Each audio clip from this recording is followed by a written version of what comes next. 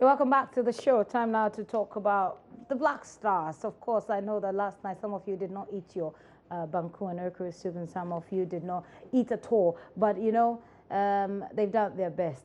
In the studio with me to discuss this is Joyce Sports Ridwan Ibrahim Asante. Ridwan, it's good to have you. It's no secret that you are pro Black Stars. Say yes or no. I'm pro Black Stars. Yes. The definition of pro Black Stars is You are pro Black Stars. You know what I mean. no. You don't. I'm at sea. So they lost. How do you feel about that? Indifferent. Indifferent. I'm indifferent. I'm indifferent. You were one of the people who thought that we could actually do better than we have done over the years. I didn't predict before the start of the tournament. I felt, every game will come with a challenge, and if we're able to rise to the occasion, yes, we're going to do well. I think we went with more average players. They were proven players, but then at the time of the tournament, we didn't go with players who were in top form.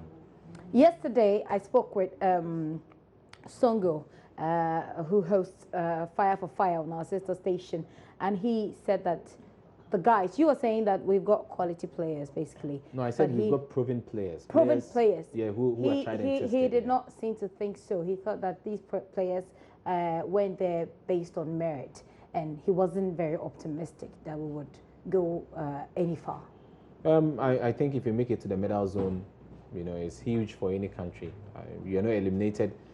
Even Senegal, who came in with a lot of big name players, could not make it, from the knockout stage. That's the quarterfinal. So it tells you that if you're going to then grade, then we are ahead of Senegal, who went in with a good coach, with good players, all over Europe, playing week in, week out, but they couldn't make it.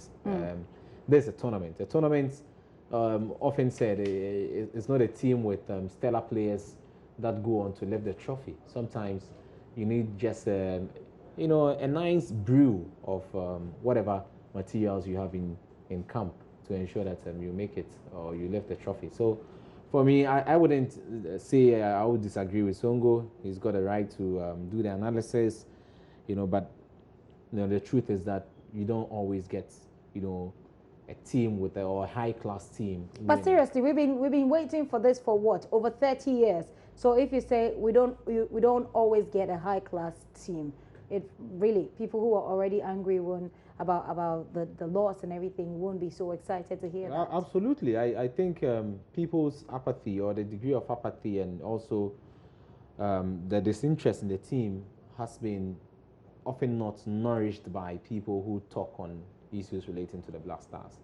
I feel people have been, either, given the wrong diets or the diagnosis. People have not really been told stories about the team, and that has caused the apathy, the level of really. You think yes, so? I feel it's very insulting to any sportsman, to say he's not committed to the cause.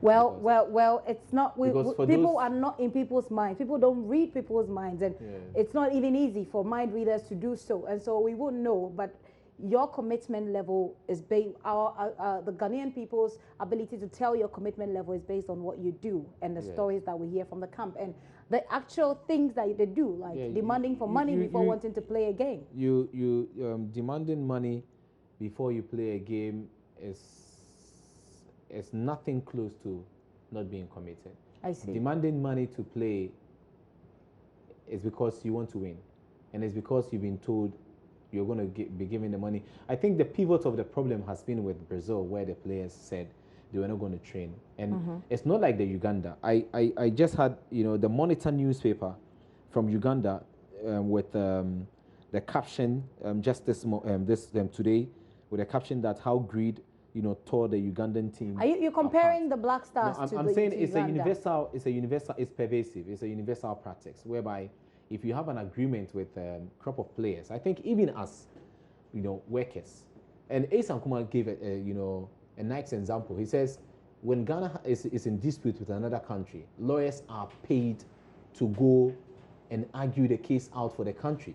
And when lawyers go out, they are put in 5-star hotel. Even to some extent, they go and hire foreign, lawyers to fight for the nation. So the point is, really? The point is that when you have an agreement with a player that you're going to pay him, and he said you'd go to him, it's not that there's an agreement. If there was an agreement that I'll pay you after the tournament. Well, where is the nationalism? Because where is the patriotism? Yes. Because it is a different thing playing for your club, and it's a different thing playing for the national team. You're patriotic because when you were invited, the Cameroon case was that when players were invited, they told the FA and they told the country right in the face, we are not going to come. That's how come 8 senior players did not turn up. Remember that when you leave your club country or your club side and you come to the national team, if you are not committed, you will not even come. You stay with your club. Really? Because, yes, anyway, the point is that, and people say the players are fighting for money. I'm saying it's good. Why am I saying that? If you win, you get money, right? So if they don't win, they don't get anything. So if you like money, chase the money, it means you are winning. The more you win, the more money you get, and how far we go.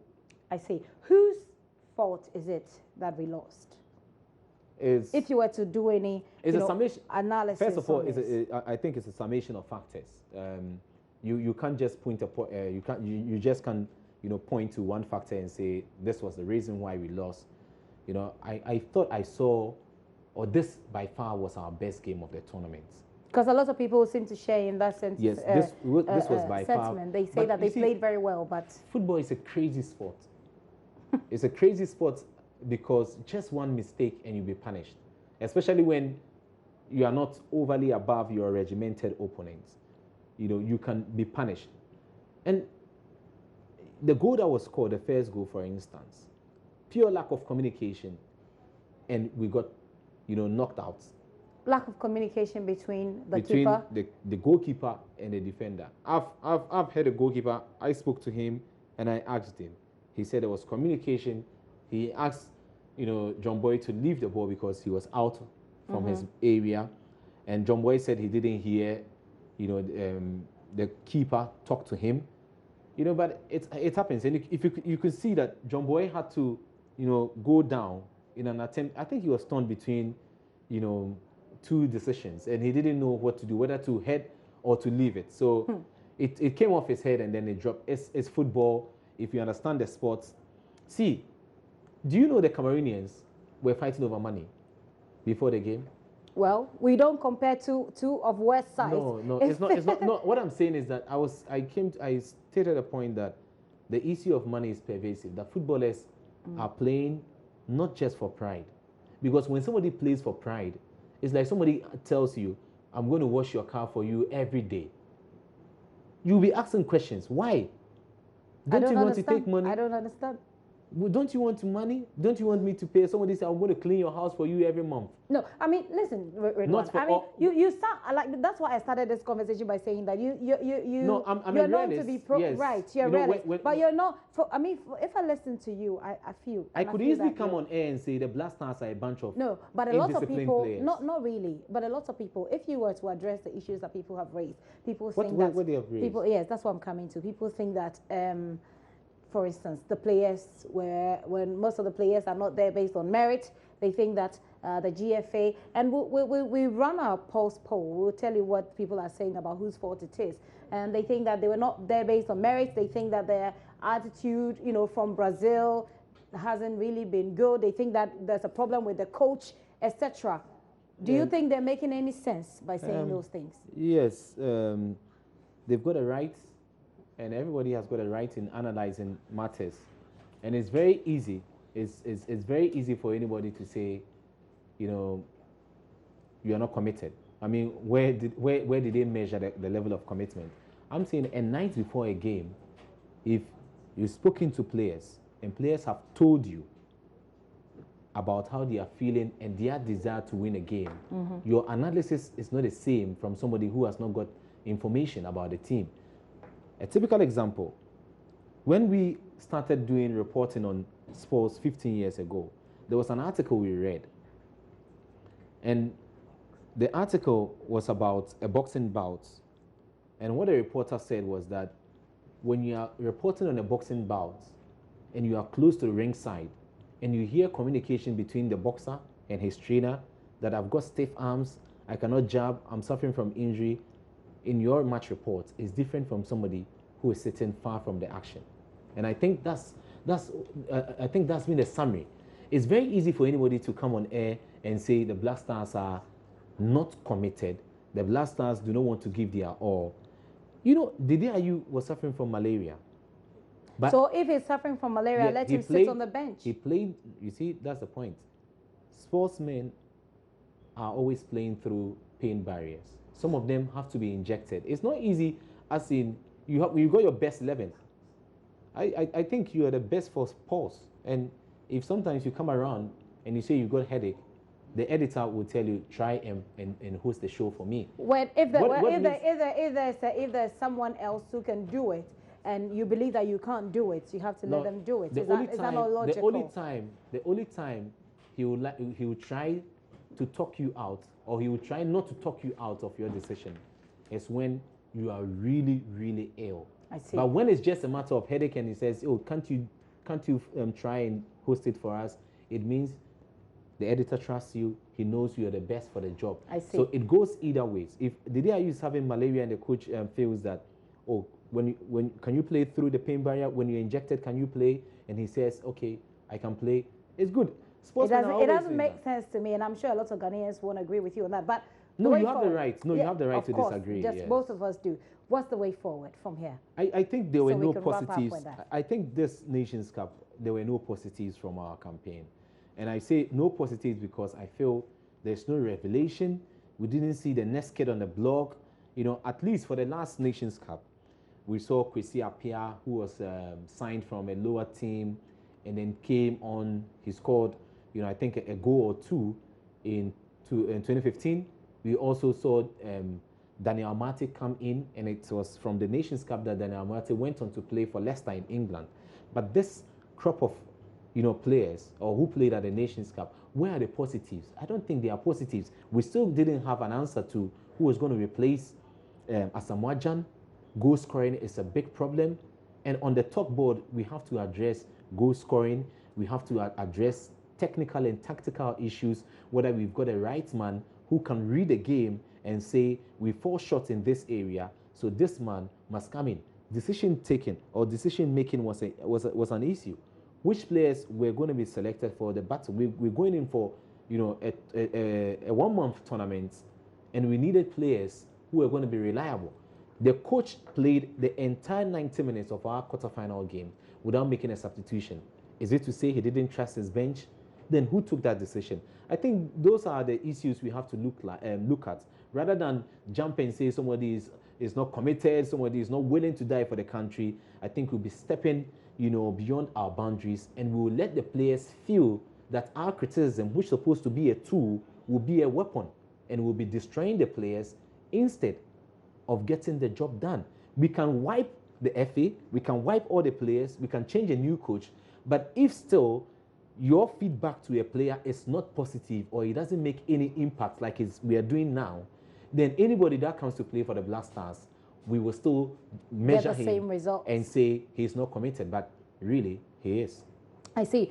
We'll be wrapping up this conversation very soon, but of course not without putting through our pulse poll. Today our pulse poll is centered on whose fault is it that we lost. And so we'll tell you what people on social media, people on what our Facebook page think. Before that, Maxwell Agbagba has been to town speaking to people about how they felt about last night's match. Here's what he came through with. Yeah. I don't understand our coach. Coach, why don't you Ghana for a keeper? You dig for them. Is that go change keeper now? To use the local players. You have to use the local players because the foreign players, they all have their own money already. You understand? So if you use the local players, they will motivate. If you motivate the local players, they can play very well for Ghana to move forward. So you have to. It's time for us to use the local players now. It's so good, but the way I see the point is going, the coach play ball with the Ghana, our coach. He didn't play ball with the Ghana. I don't know the reason why. If you are won the goal, you won't go, and you don't have the goal, and you do changes like this. I think the coach no good for me. Therefore change it. I felt so sad because, one, if Natachi is still the GFA boss, the Ghana can never bring any cup to the country. Especially, he has to be sacked from his position. The goalkeeper have to be dropped. Some of the key players have to be dropped and bring in some fine local players and strikers. You know, these Cameroonians brought in more of their local players than the foreign-based ones. If you continue to be bringing these foreign-based players, then there'll be sorry headache. We pamper them a lot, which is too bad. So that's what people think. Ridwan, what do you make of all that they're saying? Yes, I mean, they have the rights and it's well, good. You keep saying they have the right. Yes, we know they have the right. They've already said it. We didn't do anything to them anyway. But what do you make of the things that they're saying? I don't want to say, you know, they are correct, and I don't want to say they are wrong. I think they've got, that's their feeling, right?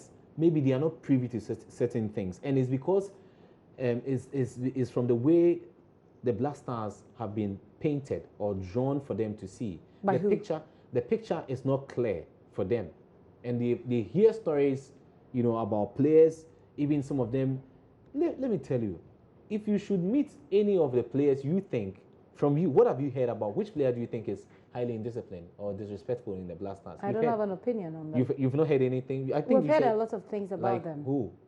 I mean, the recent one would be Razak Brahma, and the comments that he made on social media. Razak Brahma comes to multimedia than any other player, or has come to multimedia than any other, even to sit in the newsroom. So what I'm telling you is that people who have met him and people who have spoken to him from his demeanor can tell you that Razak is not a sort of guy who can behave that way. Really? So yes. Who did that video, that audio? I'm saying there is a different topic together. When somebody is pushed to the wall, his reaction is irrational. I see. That sounds like justification. But anyway, we've been asking on social media, and I will very soon read to you the explanations that people gave for the choices that they made. On social media, our question that we ask you is, who do you blame for the Black Stars' defeat? Who do you blame for the Black Stars' defeat? And I'm going to engage engage you, Ridwan, on this. Here it is. Who do you blame for the Black Stars' defeat? We've got government, we've got the players, we've got Avram Grant, and we've got the GFA. And if you look at the results, we've got 58% of people saying that the GFA is to blame. We've got 22% blaming the coach, like some of the people that we spoke to said. And then we've got 9% of people saying that it's the players that are to blame. And then 11% says government. In doing an analysis of the graph there, the pie chart, you know, I'll be interested in why do they think 58% will have to be... No, why do they think the GFA is the problem? Yes, why 58% must go to the GFA and then 22. Maybe the GFA appointed Avram Grant, so Avram Grant should take 22 and then the GFA 58. But if that's not the case and it's any other reason, then they might be wrong. Okay. Because I think there are countries that have gone to major tournaments and have failed. It's only in Ghana that when the Black Stars don't do well, the first thing is that Kwesi Nyantakyi must resign. And it's been drummed home. Kwesi Nyantakyi has been drummed home. You keep saying it's been drummed home. You seem to be blaming somebody. You seem to be blaming an unknown hand. I'm saying those people who have had the platform to educate people on matters relating to the FA have done so to the disadvantage of the GFA. And unfortunately, they are the people that people listen to. So there's nothing you can change unless... Well, actually, this graph validates the point you made about the players. People are not blaming the players so much. It's just 9%. 9%, you know, because they saw maybe the players putting they worked hard. Putting in a lot of effort. And yesterday's game, you know, if we had gone out after the group stage, the graph would have changed. It's because we got to the semi-finals, perhaps. And Avram Grant, for me, I think Avram Grant must take 98% of the blame. 98% of the blame. Because even if the GFA made a mistake in appointing you, you have to justify. You had the right to correct all your errors and then ensure that you selected, you know, your best players for the tournament, and that would have been to your own benefit, because at the end of the day, you're going to be praised as a tactician. Okay. And for me, 22% for Avram Grant, I don't think so. I think it should be more? It should be more because the GFA, what did the GFA do? Okay, The GFA I'm going to pull up the comments, the reasons why they made these choices on our social media platform, on Facebook. We asked people to explain the choice that they make, and so they will explain for us. But you think that Avram Grant is to blame and not the GFA? No, absolutely. Because really think about it. What does the GFA, do to the Black Stars? What did they do? DS is to ensure players are in good condition. They have, the rights, the materials, their kits were ready. And the GFA only plays the role of a facilitator. The GFA does not pay the bonuses. The GFA, does not do anything. Okay, let me read to you the comment. Says, Grant must go. GFA president must go. GFA president must go. Government should set. Can we see more on that? There's got to be something more there. Okay, Grant must go. GFA president must go. Government should set 2,500 bonus to Black Stars, 2,000 bonus to men junior, the junior team and women senior team, 1,500 to women junior teams. Finally, they should dissolve the national team and call new players with new captain, but shouldn't be the AIU. A coach, not lazy like Grant. If nothing at all, local coach is good. The next comment will be, I've been monitoring criticism as to why Ghana has been unable to win the AFCON for the past 35 years. I must admit that I'm also disappointed in how literate are exhibiting their ignorance. They're like, sack all the players, sack the GFA. There's no quality in the team, etc. These are my views. If you talk about Nyantechi, I will just take the first point. If you talk about Nyantechi and leadership, be aware that Nyantechi has been in office for 11 years. So what about the remaining years? It's an interesting question that you will be nodding to, Ibrahim. Priscilla says, all but GFA is number one because it is the root. Personally, I think changing Kwesi Appiah was needless. Sacking Montari and Kevin from the team was too harsh. Rather, they could have been suspended for a short term and find some amount of money for damages. Okay, just so we cover enough comments, let me move on from there. Adai Cosmos says the coach and GFA must go because they have made their mind. They won't accept old players again. I think they are taking bribes from the young. Oh, seriously, that's a serious allegation. No, it's good. This is what he's been told. So let him. I think they are bribes. They're taking bribes from the young players before playing for their mother Ghana. Danny EL Appiah, that will probably be the last comment I take, says, I think Avram Grant, my reason, he is the coach. He's supposed to read a game, make adequate tactical changes, and get his goals. In addition, he was in charge of the selection of the players even before the AFCON, except if he would distance himself from it. Therefore, when you meet a good team, you do not score. Who does not score you in the first half, you have the luxury of changing your tactics in the second half to suit your team. Does that make sense to you? Absolutely. I think Avram, he's the only coach who's been able to take the Black Stars to back-to-back Nations Cup. It's never happened, across Africa, after every Nations Cup. And it was because he stepped in just a month, before the last Nations Cup, and he took us to the final, and we lost on penalties. And so he was given the luxury, or he had, the luxury to lead us again, and he messed up, this time around because it was obvious that some of his decisions did not really, work in our favor. There was a comment about, sack the GFA. Sack the GFA. Dissolve the team. Let's get something straight. Let's educate people and let people understand that Kwesi Nyantechi cannot be sacked. That's number one.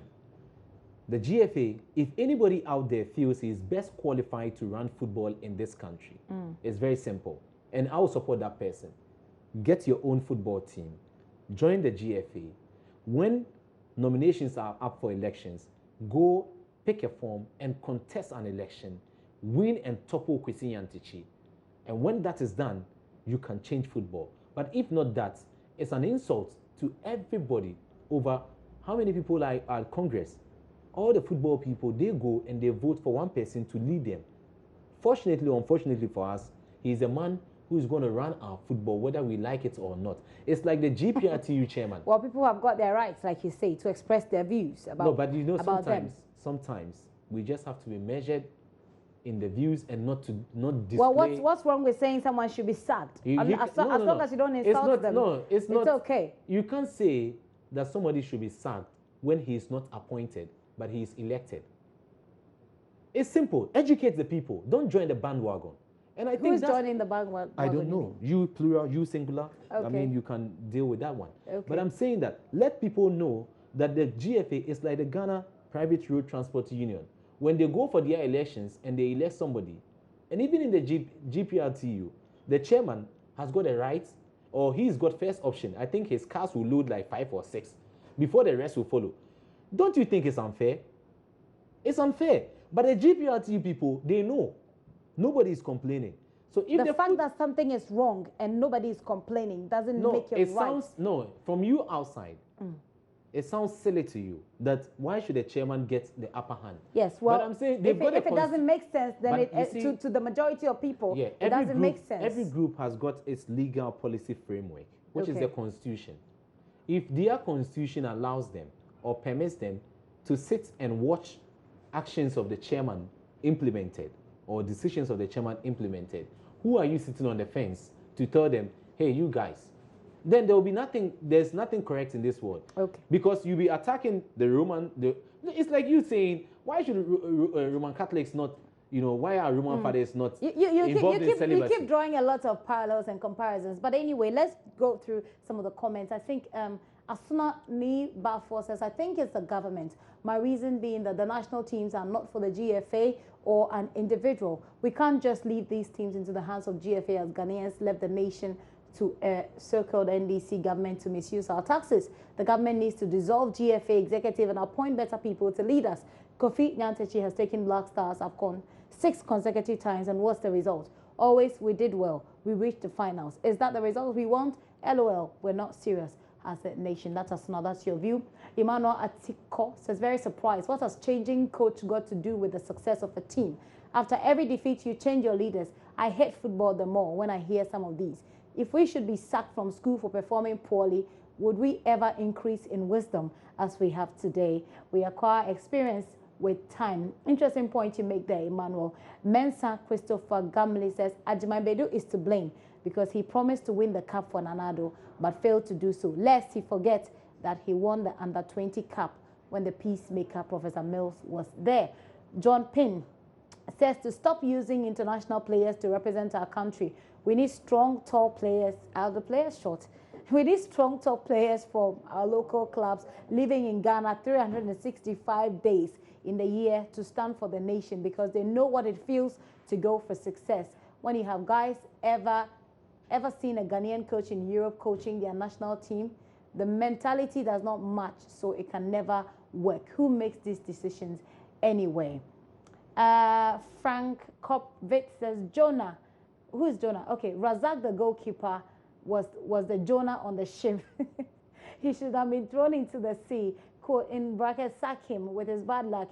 He poured Gary into our fufu. Fire burn him. You're obviously very unhappy. GFA, you blame. Achulo Fauzia says GFA because they don't want to bring back the old boys, and not until they sort things out with the old boys, Ghana will still be where it is in terms of soccer. My thought, obviously it is, my darling. Willie will be my final thought, my final comment for this time. The government, of course, because so you're blaming the government because many Ghanaians say bad things against the previous government, especially when their winning bonus was reduced. So he thinks that the reduction of the bonus has something to do. Some of them think that Razak Brahma's head should be brought on the table. What do you make of these comments, Ridwan? Or judging by his performance, then he's moving into other factors that affect, results in a football match, which is luck and bad luck, But what about the players, commitment on the day? Was he that bad? Were his decisions poor? I think these are some of the things we have to take into consideration. But like I said, when a team fails to win, all sort of comments are justifiable. But I think they have to be also plausible as well, reasonable to some extent. I mean, you can't say the GFA, they don't call the best players. The GFA does not call, players. But I don't blame him. But there's been this perception. Is it perception, conspiracy theory? I don't know. But it's like a rumor that you know, they say there's this mafia there at the GFA that pushes these things. There are lots of things that, you know, we hear or we've also heard about, you know, even the work we do, even at multimedia. There are a lot of things people outside have heard, which when you meet them, you take time to disabuse, you know, all the perceptions about multimedia and then try to bring them, you know, to light. I don't think some of these issues are, you know, to some extent plausible. I'm saying it's our right to demand we win the trophy because Ghana has got players in abundance that we need a trophy after 32 years. In 1998, when Egypt won it for the 4th time, we had already won 4. In 1998, we had already won 4. They won it for the 4th time in 1998. They've been able to win it for how many times? Ask yourself, how were the Egyptians doing it? Or what did they do it? Or how did they do it? Maybe we're not doing something right somewhere, and it's got nothing to do with the FA. It's got nothing to do with us. We just have to sit down, look back and say, hey. And sack the coach. The coach, I'm saying that if you take us to a Nations Cup twice and still you don't get the results, let's bring in somebody else. It's just like government. Somebody else like who? I don't think I'm a coach. And I'm not a coach. Okay. When I'm a coach, then I think I'll make you my assistant. I see. Let me take your final comments on this, Ridwan. We demand the trophy. The people who say they lead our football, or who manage our football for us, we have to demand the trophy from them, and that's the GFA.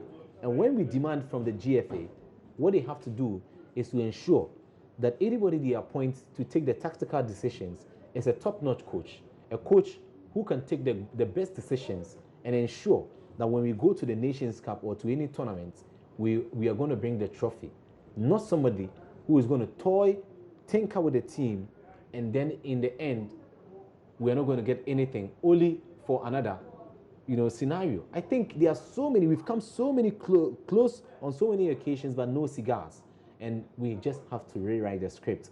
It's a wake-up call, and also as fans sitting on the fence, I think it's time now we renewed our relationship with the Black Stars. Hopefully that will happen. When we renew the relationship with the Black Stars and we let criticisms become constructive, then they are also going to feel loved.